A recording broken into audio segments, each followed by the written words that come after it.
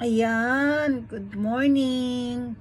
Ay, nasa, ano na bang oras ngayon?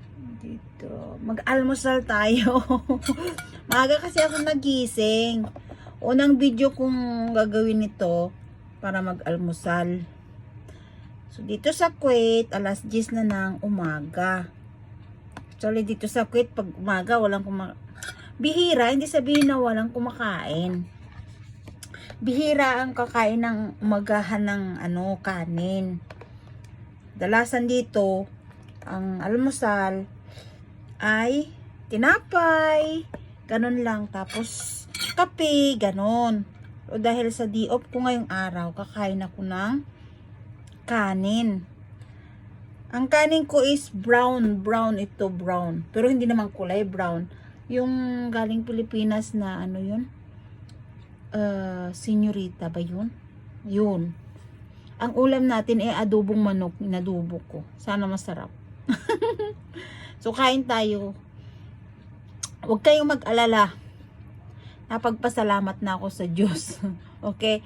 At saka mayroon tayo ditong orange. Ayan. Nasa room lang ako.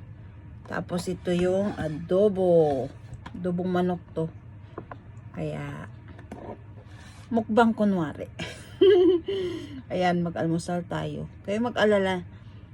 Nagpasalamat na ako sa Diyos. Magkakamay tayo ngayon.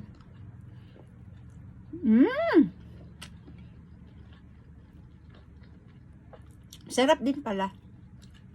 Ayan, gaya-gaya ko yung mga ibang nagmamukbang. Try natin. Andito ako sa kwarto. Ang kwarto ko, may lamisa. Siyempre, nandun ang katabi lang. May bed. Dito naman sa Kuwait, pag kumukha ka ng partition, ganun naman kasakasama na yan lahat. Ang iba nga dito sa Kuwait, alam nyo, tawag nito, ang room, wala nang space, yung daanan na lang. Ganun. Yung iba naman, mayroong yung flat na walang sala, ganun. Yung iba may, tawag nito, sa kusina, kumakain, ganun. Ganun ang life dito sa Kuwait. Itong nakuha ko naman is medyo okay din naman. Kasi yung kwarto ko nakapasok yung ref, yung may lamisa, yung dalawang karton ko sa cargo, nagkasya din naman. Kaya thanks to God na tsaka yung cabinet ko 3 door. So okay naman na nagkasya yung gamit ko sa isang kwarto. Hindi kwarto ha, partition pala. Yung iba, talagang wala, bag lang nakalagay, walang cabinet, ganun. Sa akin naman, pwedeng akong kumain, may upuan, may space pa ako pag nagbihis ako.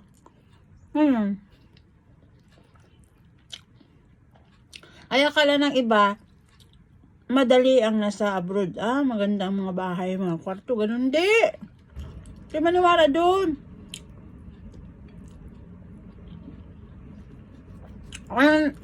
Maliit lang kwarto dito, kala nyo ba? Tsaka partition na partition, sala, ganun. Alam niyo magkano bayad? Dito sa Kuwait, 60 KD, 55 KD. It depends din naman sa rate sa Pilipinas kung magkano yon. Ang 60 KD, 10,000 yun. It depends It depends sa rate. Kung mataas ang rate, mataas din ang halaga ng kwarto mo, ay ang partition mo.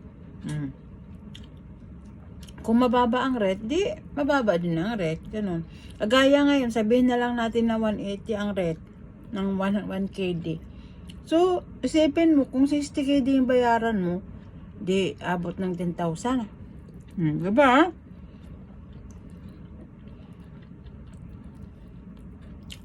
Kaya iniisip ng iba, na, kala nila, maganda yung buhay dito sa Kuwait. Kala nila yung mga kamag-anak, doon siya. Kasi yung iba, nandito sa Kuwait, picture dito, picture doon, akala mo na. Pero sa real life, ganun talaga yun. Ang kwarto mo maliit. Pero syempre, kasi OFW, kailangan ni-enjoy din nila. Iba naman kasi ayaw din nila na malaman ng pamilya na ganito ang nararanasan sa sa ibang bansa. Pero in real talk, ganun talaga yun. Lalo na pag nagtatrabaho ka sa labas, hindi ka na sa bahay nagtatrabaho. Diba kukuha ng 45? 45 maliit yun, ang liit-liit, bed lang magkasya. Yun lang. Tsaka ang konting hallway. Ganyan ang life dito sa Kuwait. Kaya mahirap.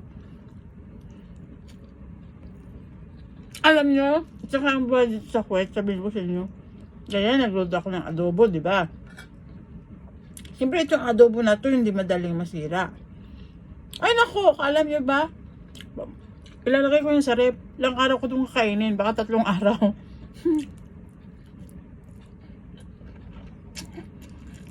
Kasi ako naman kasi,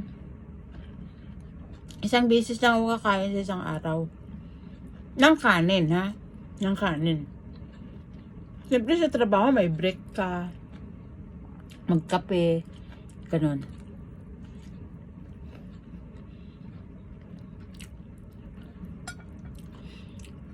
Siyempre, isipin mo rin na nagsasahod ka. Alam nga naman, di ka titikman sa pinaghirapan mo. Oo. Diba? Sarap. Tapos, nilagyan ko ng siling konti. Diba? Nilagyan ko na siya sa baunan. Basta diretso na. Huwag nilagay-lagay sa sa plato. Guys,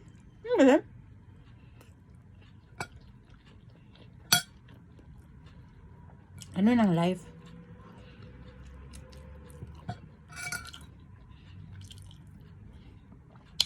Nasa abroad nga kami, oo, pero sinasabi, niisip ng iba, abroad, dollar ang sahod, ganun.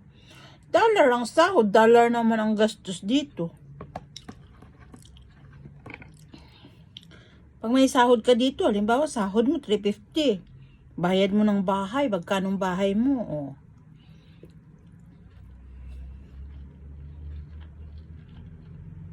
Kagaya sa akin, partition ko 60 KD. Diba? At dito sa flat, 3 lang kami. 3 Pilipina. Kasi studio to eh. Isang kwarto, 2 partition. Ang sala, ginawang partition. Kaya ang sala namin kasi malaki. Ay, pinartition. Wala kaming yung sala, ginawang partition. So, wala kaming partition, wala kaming sala. Yun. Kung gusto mong kumain sa kusina, kumain ka sa kusina. Kasi merong dun eh. Merong lamisa. Aircon naman, ayaw ko. Kasi ang loob ko, may tawag nito, hindi kusina. Meron ng lamisa. Yung lamisa ko di folding, yung nabili ko na 5KD nga to eh. Yung folding. Yun. Kaya pag nagkain ako, dito, pag may gawin ako, yan. Yung upuan din. Yung upuan ko, hindi ko na nilalabas kasi dito na sa ilalim ng lamisa. ID off ko. Yan. Ako nagising, naglalaba ako. Lagay ko sa automatic. Tapos nagluto ako. Yan.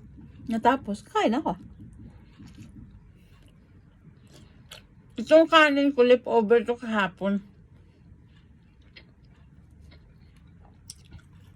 Nasa ganun life sa Kuwait. May tira, isang painit sa microwave, ganun lang. Life. Siyempre, kailangan magtipid.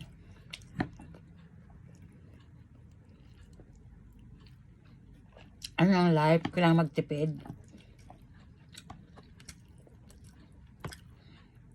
Ako hindi ko nagbabaon ng kanin sa trabaho.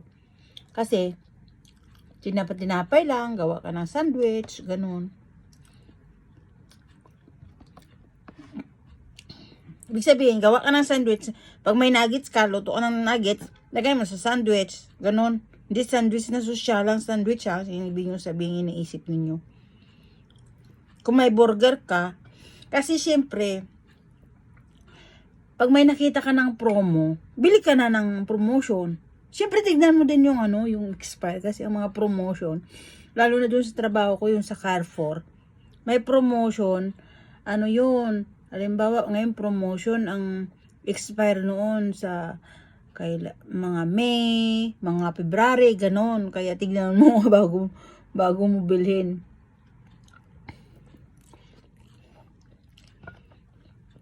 Hindi naman sila hindi naman sila magbebenta ng expire sunod na buwan. Hindi ganon. Meron ganon. Pero yung pinakamura na. Gaya ng ruba dito, Ano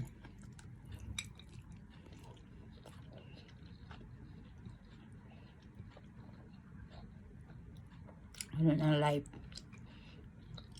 Walang kape kasi nagkape na ako. Ay, ang life.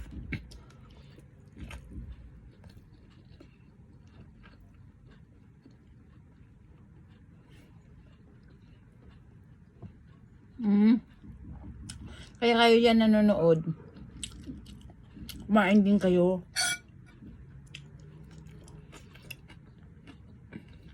Nag-brown rice pala ako kasi nung nag-local leave ako, matagal na akong hindi nagpa-general check-up. So, nagpa-general check-up ko, nakita na may konti akong uric. So, binigyan ako ng 1 buwan na gamot. Tapos ko, nag-minimize na rin ako ng kanin, puting kanin, ganun. So, ninto ko na talaga totally yung puting kanin. Kaya naganap ako ng brown rice. Yung brown rice naman, nung sinain ko, hindi naman siya brown. Galing Pilipinas, senyorita.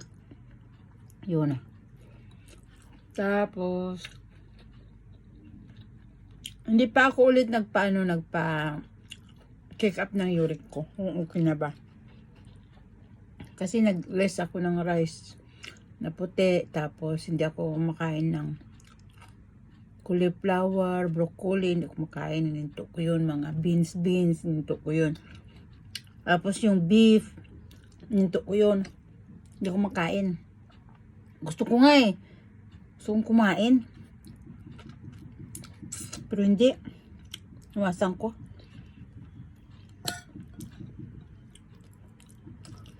Hirap na. Lalo kami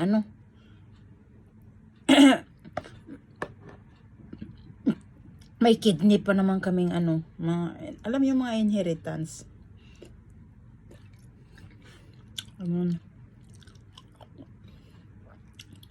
Kaya, tapos, inom ako ng tubig. Stop din ako sa mga soda. Kasi number 1 yung soda eh.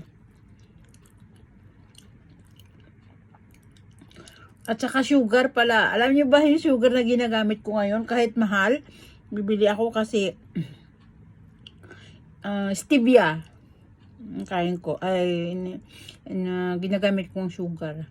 Pag nagkape ako, hindi na ako nagkakape ng 3-in-1. Ano na ginagamit ko? Black coffee na. Pero may stevia siyang sugar kasi mapait din naman. Diba?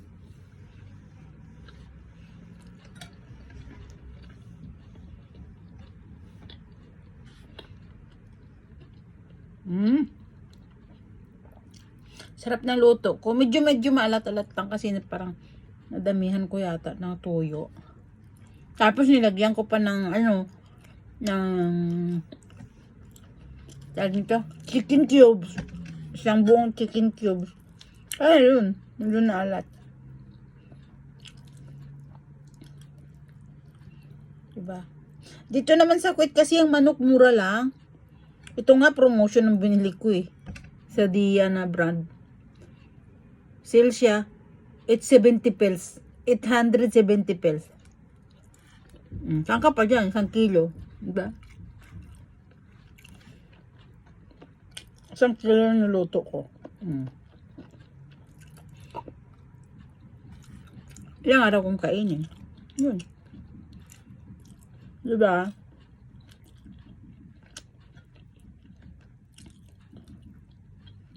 Pag may uric pala kayo, bawal yung mga red meat. Tsaka yung mga yung mga lamang loob at tayo bawal din. Yun. Mga beans, bawal din yun. Lalo na yung mushroom. Bawal yung mushroom. Mushroom, cauliflower, broccoli, bawal yun. Munggo, basta mga beans, bawal yun. Hindi naman siya totally yun na bawal. Dali, kukuha akong Kleenex. Hindi naman siya totally na bawal. Ilis lang ang kain, kumbaga. Huwag kang kumain ng isang dakot na, o 2 dakot na na tag nito, na munggo pag minuto. Seafood din pala, bawal din palang seafood. O, di ba? Tapos na ako kumain kanin. Kain ako ng orange kasi medyo maalat yung nakain ko. So, orange muna tayo. Nung tag nito, nung dumating na yung nagpunta na pala ako kasi ni-result na yung blood test ko. Tinanong ko sa doktor, binigyan niya akong gamot. Sabi ko, ano po ba ito? Sabi ko yung sa uric, maintenance ko, sabi ko. Kasi siyempre, tanong ka, baka mamaya maintenance nyo, ibig sabihin. Sabi niya, no, just 1 month, sabi niya. Sabi ko, hindi naman pala gano'ng kataas. Alam mo naman yung mga clinic, kahit na basta makakuha ka lang ng gamot sa kanila, tsaka mabayaran mo. Dati, libre lang. Ngayon, may bayad na. Ay, naku. May ulam pa ako bukas. Yan na naman ang ulamin ko bukas. Kasi panghapon ako bukas. Ang schedule ko. May pasok ako bukas. So, yan na naman ang ulamin ko. Pero iniisip ko na magluto pa ako ng isang putahe pang sa linggo. Diba? Kasi ang hirap kasi sa trabaho. Kasi, pag weekend kasi alas 11 ang uwi namin, tapos pag yung schedule mo, split ka, ano pang gawin mo? Pag dumating ka, alas 10, pag dumating ka, tapos ng trabaho mo, alas 10. Weekdays tapos, syempre yung transport, travel ka pa, pagdating mo dito, 11:45 na. Pang gawin mo? Ako.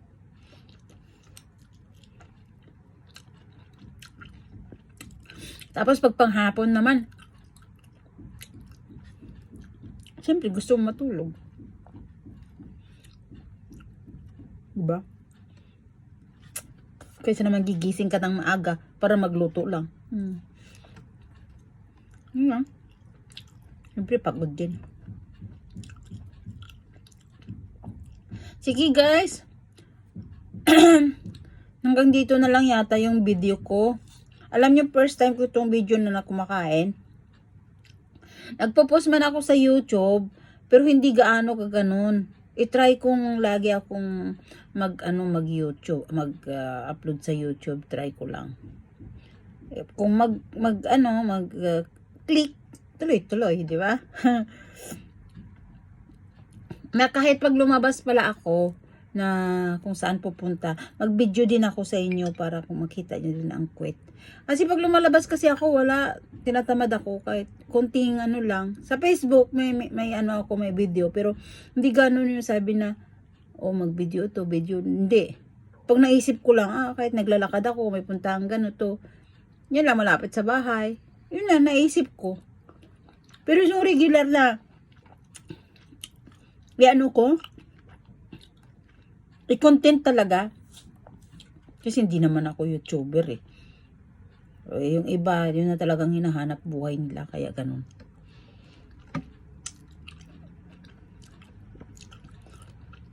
Sa akin naman, for fun. Kaya, hanggang next time na lang, mag-video-video. Okay guys, bye! Tapusin ko yung labahan ko. Salamat, bye-bye!